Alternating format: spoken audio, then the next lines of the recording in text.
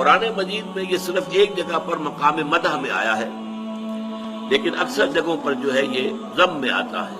Foil للمصلین الذین هم عن صلاتهم ساہون، تو ہلاکت اور بربادی اور تباہی ہے ان نمازیوں کے لیے کہ جو اپنی نمازوں سے غافل ہیں۔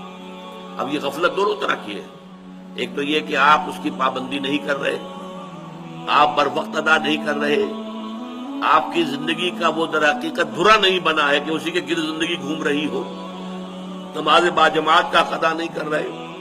ایک یہ کہ نماز پڑھتے ہوئے آپ اس سے غافل ہیں، نماز پڑھ رہے ہیں لیکن دل جو ہے کہیں اور ہے، ذہن میں کچھ اور حساب کتاب چل رہا ہے، کوئی اور چیزیں ہیں، کوئی اور خیالات ہیں جن کا تاتا بدا ہوا ہے۔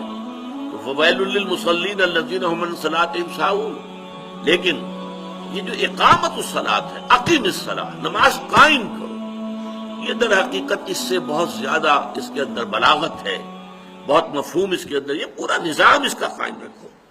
یہ گویا کہ ہماری زندگی کی اور اس وقت واقعتاً جو لوگ نماز کا کسی درجے میں بھی حق ادا کرتے ہیں، ان کا پورا جو 24 گھنٹے کا نظام ہے وہ نمازوں کے حوالے سے ان کے سارا جو نظم الاوقات ہے وہ بنتا ہے۔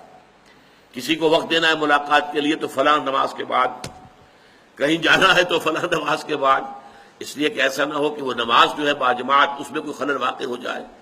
لیکن یہ ہوتا ہے کب؟ جبکہ اس کی پوری پابندی کی جا رہی ہے۔ تو یہ ہے اقامت الصلاۃ، نماز قائم کرنا۔ امام راغب نے ایک روایت نقل کی ہے لیکن حوالہ نہیں دیا ہے، ان المصلین کثیر والمقیمین لہا قلیل، نماز پڑھنے والے تو بڑی تعداد میں ہیں لیکن نماز کو قائم رکھنے والے، قائم کرنے والے بہت کم تعداد میں ہیں۔ تو نماز پڑھنا اور ہے اور نماز کا قائم رکھنا اور ہے۔ صدق اللہ العظیم۔